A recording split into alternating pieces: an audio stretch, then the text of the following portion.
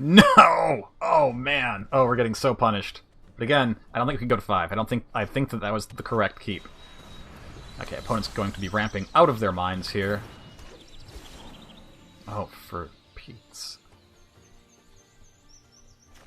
Well, I think we're going to stomp the Paradise Druid is the play here. Well, it's tapped at least. Like, I don't think playing a 4-3 is going to do anything against them. I would rather just take them off of a mana. But yeah, I mean, look at how much pressure we're putting on them if this wasn't how this turned out. You know, turn 2 Scions into turn 3 Questing Beast, trample over them for 6 every turn while they're playing their mana dorks. That's what this deck wants to do. It just needs to find... It just needs to find a freaking blue source of mana after opening with 3 lands. Well, I don't think we're blocking that. We are probably dead, but we can at least play Questing Beast now. Who does threaten their Nissa pretty well. Can't block with Paradise Druid. Chomp.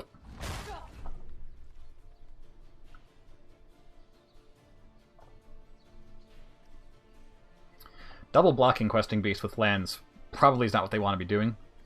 So I imagine it's going to be block with Forest, block with Paradise Druid. That deals 5. Unless they have another Paradise Druid or something, then that's a really good play for them. But yeah, like, we're still in this, even though we missed any relevant plays until turn 5 or 4. After, you know, turn 1 Mana Dork.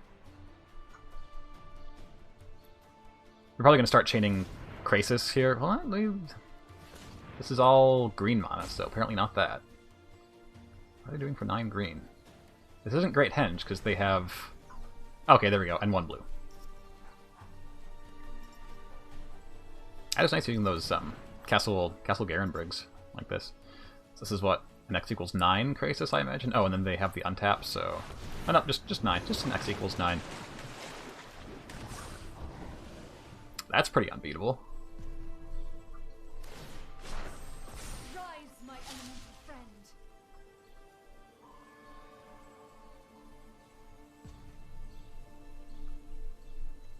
Just need a Legion's End, kill all their forests.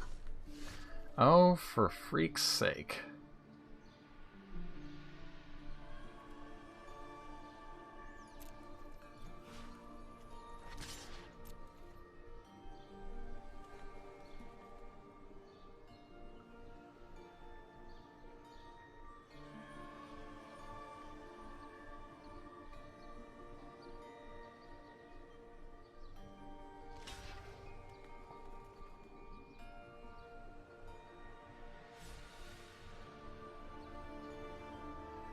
Though jumping with Forest, I imagine that means they don't have any more Krasis in hand.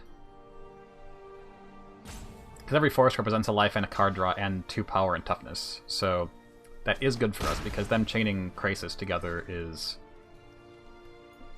how they crush us, pretty much.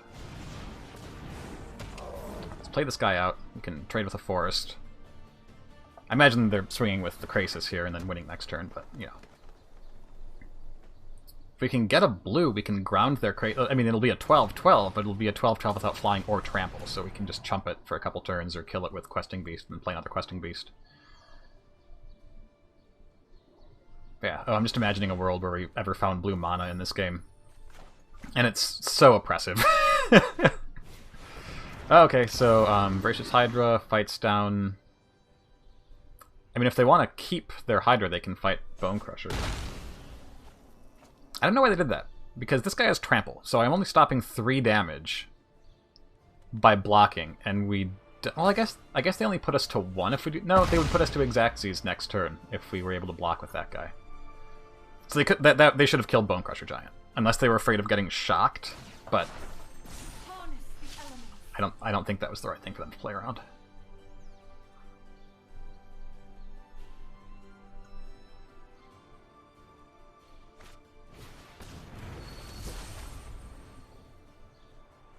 One thing this list does not have is Paradise Druid, because we already have 8 Mana Dorks, and usually they're getting us the colors that we need. But, and this is... Yep. Good game. Wow. But so that is the thing that could help with our mana color problems, but I don't think it's good in the deck. Like, it's just it would basically be the one piece in the deck that doesn't really help with any of the things the deck wants to do.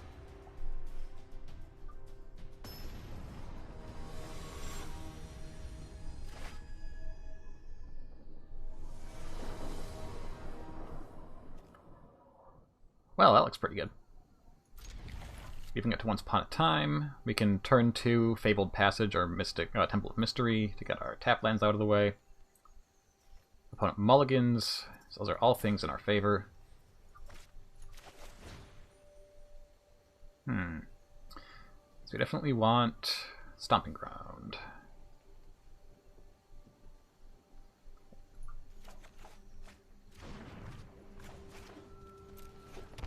That's another reason that Once Upon a Time is really good here, because you saw there, if we would have had a Once Upon a Time, we would have been 5 turns closer to drawing a source of blue, which, 5 extra turns in that game would have been really nice. Alright, so let's get our Scry on. Opponent leads on Mountain, which Gilded Goose is often pretty good against.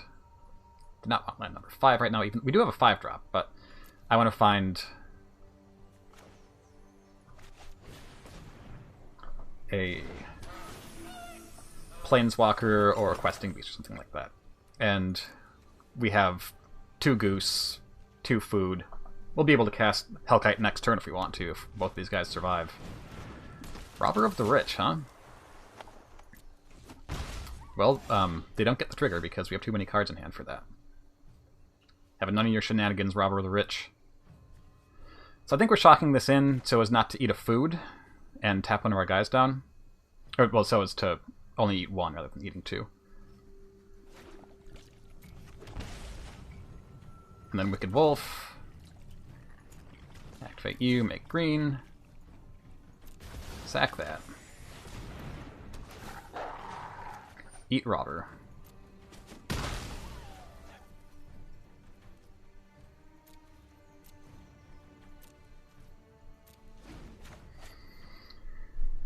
We still have a food up, so if they want to remove Wicked Wolf, they have to use 2 removal spells. Fervent Champion is not a removal spell.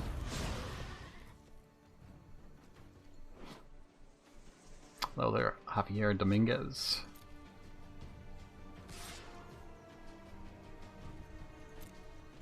I'm fine with this, because if they try to blow us out, we just eat a food. They have to have... yeah, this is going to be very, very hard for them to... Okay, like... activate. Now we're indestructible. Doesn't matter that you're a 4/1 first strike. Or 3/1 first strike? Oh, that was plus... no, it's only +2 +0. Bye. I mean, they took us off of Hellkite this turn, I guess, but... I probably wasn't going to do that anyways, because we'd have to shock in a land, and... well, I guess we could have off of Fabled Passage.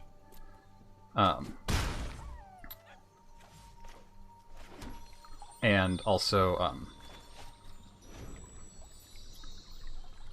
there's another reason, but I can't think of it now. So this turn we can crack this, get a forest. This is what their turn 4 play is. That is not boding well for them.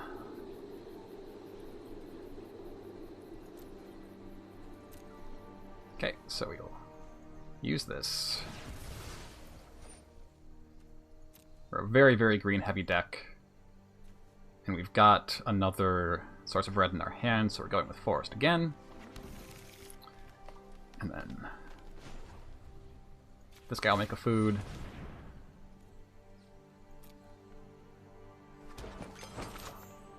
This guy will make a food.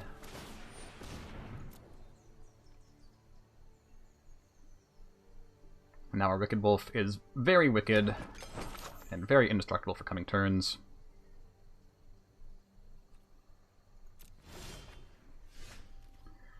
And I think we're shocking in here to save our foods. I don't think they can really pressure us this turn, and we're gonna have a 5/5. So yeah, I think we're just going in with this guy. Try to close things out as quickly as possible before we get burned out. We will go to 12, but we'll have double goose to block with, and then if we need to. And we also have 2 food that we can eat, even if we have to get rid of our dudes there. Make sure we put this one in so we have double red. Make sure we give this +1/+1 so it can eat all of the guys next turn.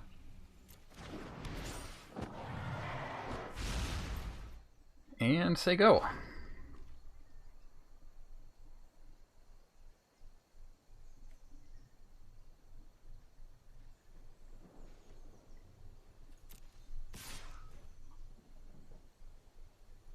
I'm going to throw... I don't want to potentially lose our Hellkite to a burn spell, so I'm throwing this guy in front. We don't need the double goose any longer. And this turns them off of being able to trigger Spectacle, just for free. And yeah, if they have a 2 damage spell or something, and we lose our Hellkite to it, then we're in huge trouble. Oh, okay, so they're going to do that. And then presumably play another spell. Yep. That's a shame. But we do have a lot of pressure on them here. Oh, now we have even more pressure on them. I don't think we play both of these this turn, though, because we have to shock in or eat a food for it. And I really don't like those lines. So... let's Spellbreaker with haste get in for 7. Be able to eat a food if we need to, have a goose to block with.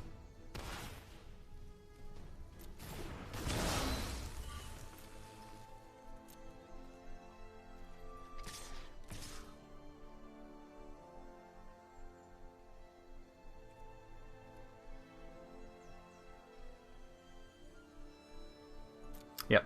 So, we're probably going to block with the goose here. The goose has done its job.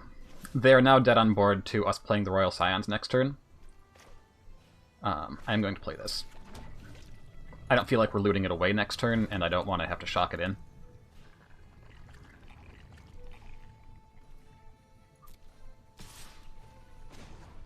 Yeah, I keep doing that. I'm not going to make a food here because I would rather eat a food if I need to, if they have some crazy line here. Which they could very well.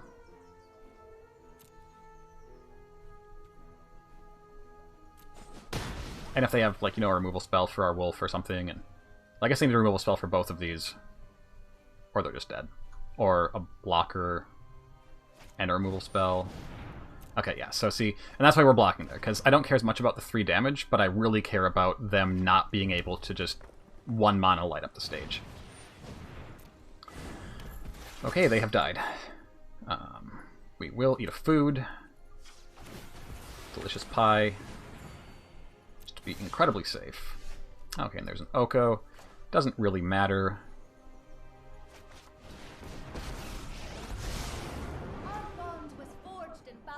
I guess let's do this too, for funsies.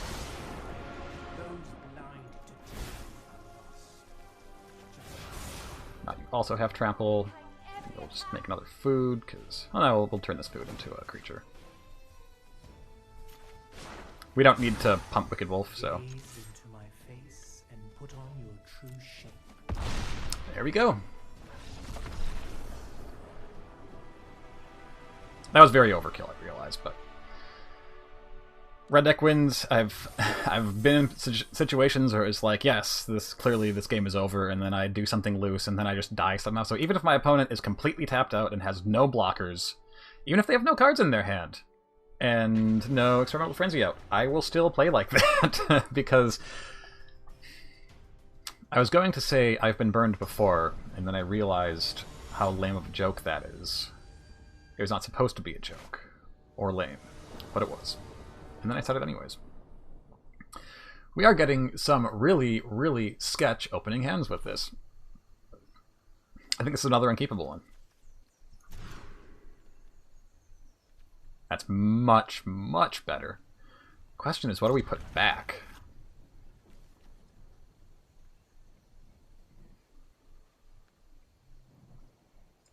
Like, well, we can't actually cast... you know, I think I'm actually putting back Once Upon a Time. We don't have a source of red, though. Oh, okay, yeah, that's a problem. Okay, well, in that case, I think we have to put back the Scions. Or we just put back a forest? That seems really loose. I think I should do put back a forest, because our odds of not finding a land are very slim off of Once Upon a Time. And double forest does not let us cast anything in our hand, except for the colorless mana cost. You should not forest before Once Upon a Time. You should always Once Upon a Time first. See what you, because if they'd like found Temple of Mystery there, I guess they wanted to play Gilded Goose, but still, you don't want to do that. You always want to see what you draw off of it. Like, you want to see what you draw on your turn if you're drawing a card for turn. And then, okay, that's a great draw. And then you want to Gilded, or you want to cast this card, and then you want to play out whatever from your hand. So we know that they have a Risen Reef they're probably playing next turn, so we probably want this Wicked Wolf to kill that or whatever they get off of it. The problem is that we don't have another land. But I think I still like this. Because we don't have anything to do with the fourth land anyways right now. Yeah, that's true. Alright, so we're going to...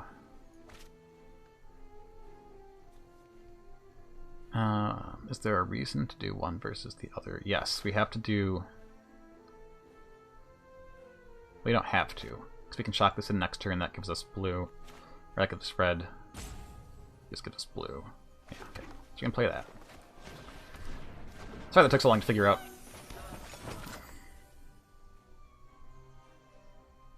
This is a deck that I'm not super familiar with. I've played a version of it, of course, a few like 10, 15 games, best of one with it, but... Alright, so here comes Reef, presumably. This looks like... It's like Temur Elementals so far, which I haven't seen much Temur, actually. The Elementalists that I've been seeing lately have been more Oko lists, like this. Alright, well, opponent had the first Oko, so we're probably toast. If they roll him down to 2, we can kill him with Royal Scions and our... Oh, wait, he can't roll down to 2, can he? Because he's Oko and terrible and the worst. And I guess we can take him to 2 with Gruul, or 3 with Gruul Spellbreakers. That's probably the play here. And then next turn we can Royal Scions. Oh, no, we can't Royal Scions next turn because we don't have a blue source unless we top deck it. Oh, this is all so sketchy. I guess we Royal Scions now. They can't interact with it. They can steal our Goose, though, is the problem. I think we have to Spellbreaker right now, just hope that we can make something work here.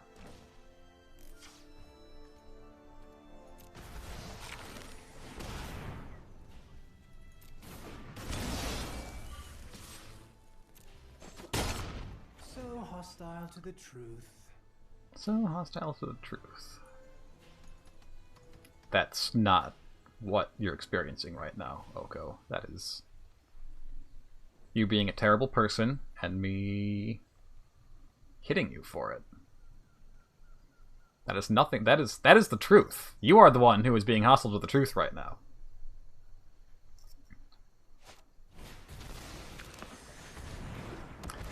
Well, that's not the worst thing we could see here, because that means that they're missing land, although then they found land, so they're back ahead of us, because they were on the play, of course.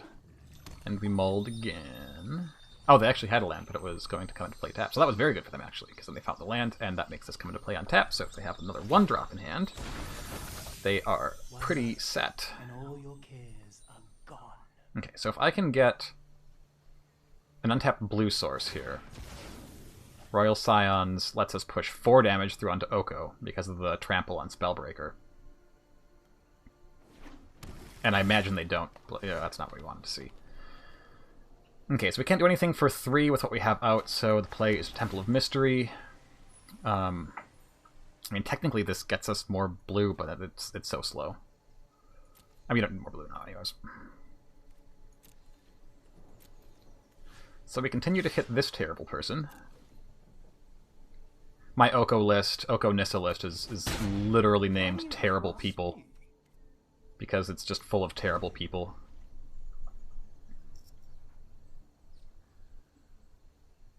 God, just look at that sexy, terrible person. Good God. And that sexy Risen Reef art. The Parallaxation or whatever it's called. Beautiful coral. getting up out of the sea. That's going to be tough to deal with. We're not out of this game, but we are pretty close.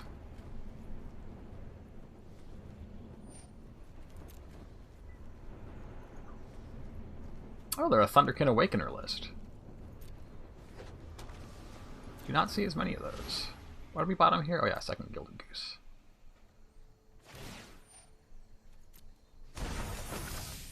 It's not poison. Trust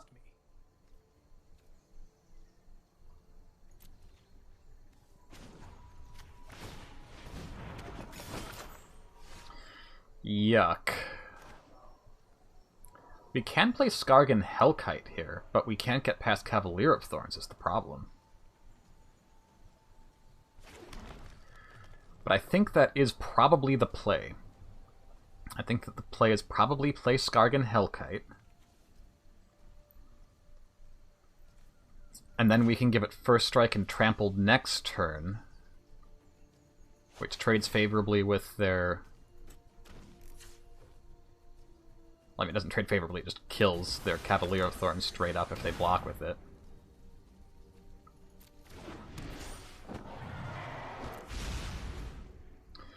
And if they want to come in against us here, they have to go shields down on the Cavalier, of course. It's a good chance they have another Cavalier. They don't have anything amazing to put on top of their library here. I mean, it's going to be another Oko, I guess, because we're gunning for this Oko before he ruins everyone's life.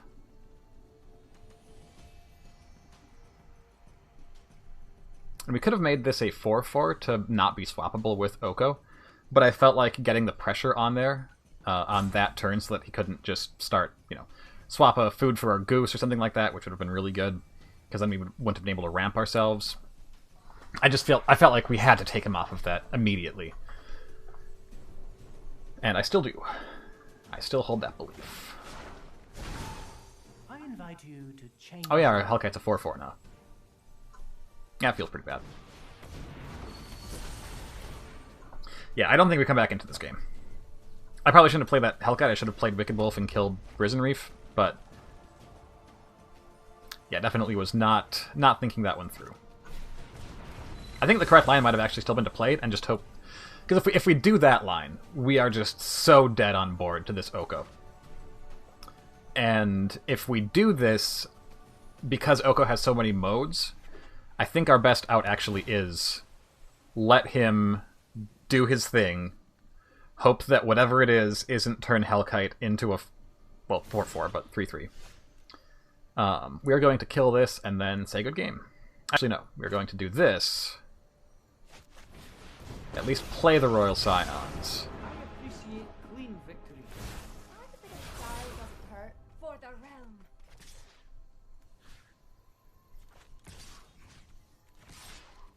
Attack Oko with everything because we hate him very much. I mean, we love him when he's on our side, but when he's on their side, he's the worst. I'm also going to give them the good game so that they don't freak out too much about this attack. I don't know if this is the block they actually want to make.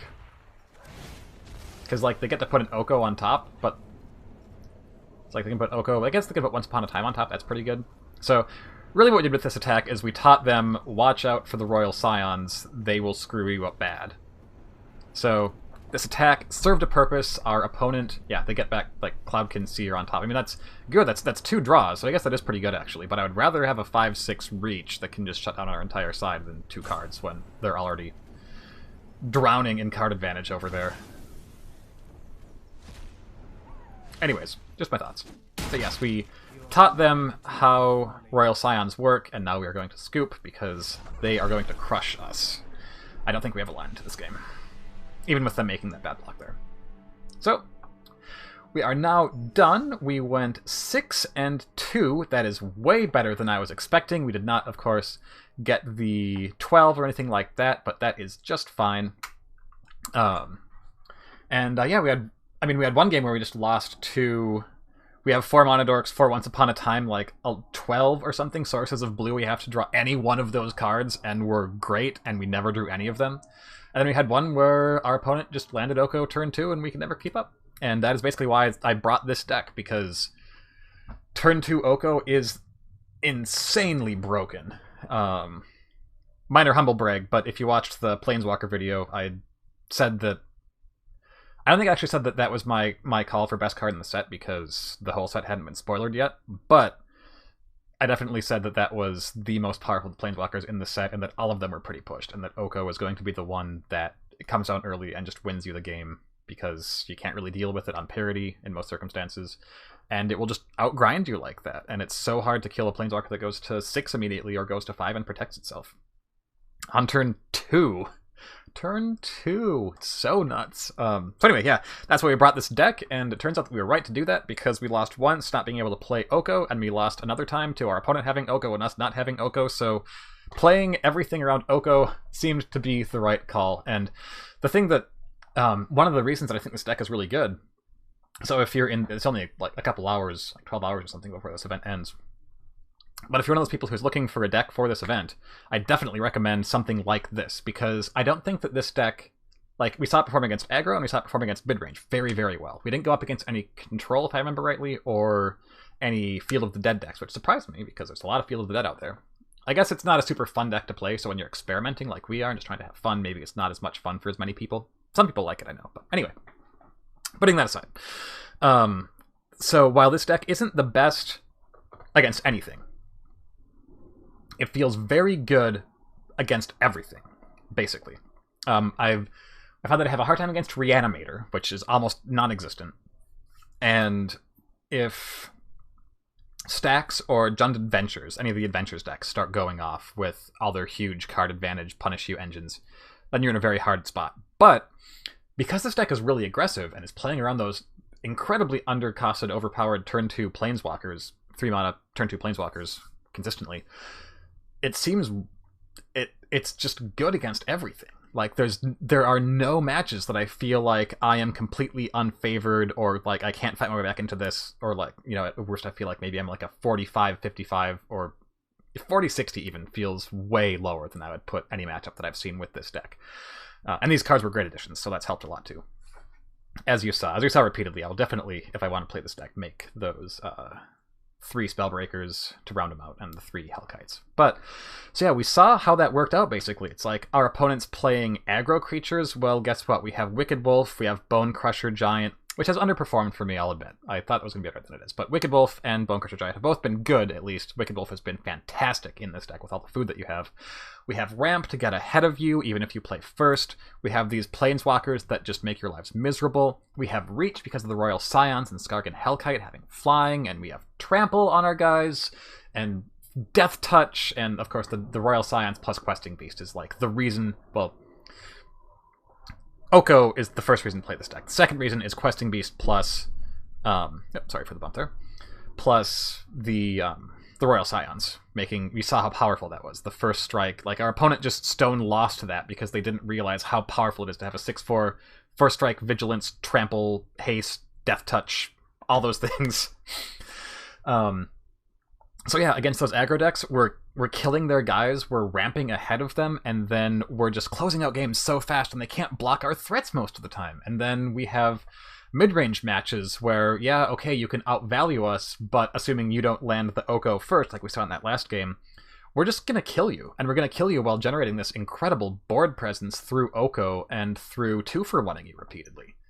And, oh, then of course we have food for the burn matchups, which wasn't actually necessary, but was a great insurance policy. We have combat tricks that people don't see coming because the cards are complicated and have too much text on them. Against field decks, we just turn 2, Scions, turn 3, play Questing Beast, hit you for 6, you can't block it because maybe you have a Golos, but we're still trampling over damage and first striking you to death. And then we have Skargan Hellkite hasting you down, and your life is just miserable, and oh, hey, maybe you did resolve a Golos that we can't kill, but it has 3 power and Oko can steal it from you. Like, we have so many ways of attacking these decks, just by going faster than them, or by evading their guys, or ignoring what they're doing and beating them down. Good removal, life gain, ramp, it just does everything. Like, this deck just does everything, and it does it all so well, and the cards are so synergistic. So anyway, that's enough on the deck. Let's see what we got for our prizes. I don't remember what we actually get for 6 wins. It doesn't actually give us the thing here. So we got 1, 2, 3, 4 rares and our mythics. The mythic we already had. We got a second Fires of Invention, that's awesome. Second Ironcrag Pyromancer, that's awesome. Escape to the Wilds. Maybe there's a deck to be built around this. I don't know what it is, but it could be there. It's a very powerful effect. It's, you know, it ramps you, and then you probably have at least 6, probably more likely 7 mana the next turn. So you can probably play out most or all of the cards that you got from it. So, I mean, it's cool. But anyway, this is the real gem right here. Well, I guess this is the real gem. Oh, God, the puns. Apologies to the pun sensitive out there. But then we get this lovely sleeve. I've been hearing people say they kind of prefer it without the Magic the Gathering Arena logo down here. I can't say I disagree with that, but it's a very nice sleeve. This is sort of like Sol Ring sleeve level of just sort of like classy looking general, looks good on whatever. So let's claim that prize. You got 13 hours left if you're watching live, so get on that if you want the stuff from the event. I should be going to bed soon because I'm getting over a cold and have to get up early tomorrow. But I do feel like let's play like 1 or 2 games. Actually, no. We're not going to play the game because I'm going to want to talk about the deck first. But I will give you a little overview of the Rakdos deck I'm running. Sorry, the Grixis deck that I'm running right now. This is Rakdos Real. So Real as in, like, you know, Spanish for royal, Real Madrid, that sort of thing, because it's Rakdos, but you have the Royal Scions. It's the only blue card, so Royal, and then Regisar, obviously Reggie, King. So that's the joke. It's not very good. But this is what we got going on here. This is the result of a lot of testing on Cockatrice before the set released, and then a fair amount of grinding it, probably like 15 best-of-1 matches, so not a lot, but I've been splitting between a lot of decks since I got back from vacation.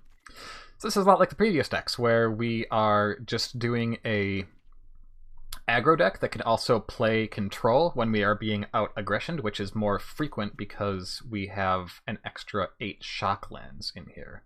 So we're often lower health than our opponent. So aggressive deck, we've got these cards to kill our opponent's things. Black Lance Paragon actually does great with that because it can gain us life while trading up heavily. We've got the the top end all has evasion. These cards are all, spectacling or adventuring for cheaper than they actually are. Cost reduction here. So this is really what our curve looks like. It's very slim, a little heavy in the 3-drop slot, but that's because 3-drops are just so much more powerful than 2-drops right now. And, Night of the Ebon Legion is more powerful than, like, anything until you get up here anyways. I used to have some Gutterbones in here. We're not aggressive enough to really exploit them, I feel like. Although, Rankle plus Gutterbones feels great, because you can discard it and then get it back. With his discard ability, you can sack it, make your opponent sack a thing, get it back. You're damaging them anyways with the Rankle, so very cool. But this configuration of the deck I've gotten exactly 50-50 with since the latest update, where I realized I was always about 1 turn too late to beat virtually any deck, so I trimmed the 3-drop slot, trimmed a couple of Bone Crusher Giants, went down 1 Spawn of Mayhem, because, well, it's great at closing out games, it's clunky early, and got rid of the Gutterbones in favor of things that just close harder and faster and either have Flash or Evasion or Haste. So this is virtually evasion, and it's a 1-drop because, it death touches things. Flash here, that helps you kill like a Teferi or something like, well, not a, okay, terrible example. Helps you kill opposing planeswalkers, helps you surprise enemies, get an extra damage, whatever. Haste here, evasion here. This is just a 2-for-1, you shock something and then you kill them later with it. Riding Regisar obviously does not have evasion, but it can get it from Royal Scions. It wears that very well. Murderous Rider, of course, run 4 in every deck ever, why wouldn't you? Evasion here, and then Embercleave just to finish things off really fast. I had a game where I was ground down by a Knights deck that kept Murderous Ridering my guys. I had 1 Bone Crusher Giant left, and opponent had played 3 Worthy Knights that game, and I won by just every turn Embercleaving him in, and they could never kill him and had to just keep sacrificing guys over and over and over because they were at 1 life. So this card actually grinds really hard for an aggressive card, and of course sometimes you buff Reggie with Royal Scions and then you put on Embercleave and then it's a 10-7 double strike and just kills the trample and kills the opponent from 20 out of nowhere. And then sideboard, Duress, bring it in against the control decks and things. You need to peek at their hand and know what to play around and get rid of their board wipes. Legion's End, very good against aggro decks, and there's a lot of Gutterbones running around and things like that. You know, Nab 2, Priest of Forgotten Gods, 1 from play, 1 from hand, great. Noxious Grasp, because Oko is everywhere and you have to kill him for 2 mana.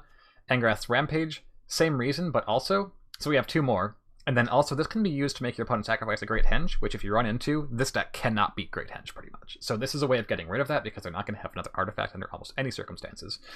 And then, Lucky Clover. Like, the Adventures deck has so much removal into so much value that it's really hard for us to beat them if they get a Clover out. So Angrath's Rampage is just another way of making them sack Innkeeper if we don't have another removal spell, or getting rid of the Clover.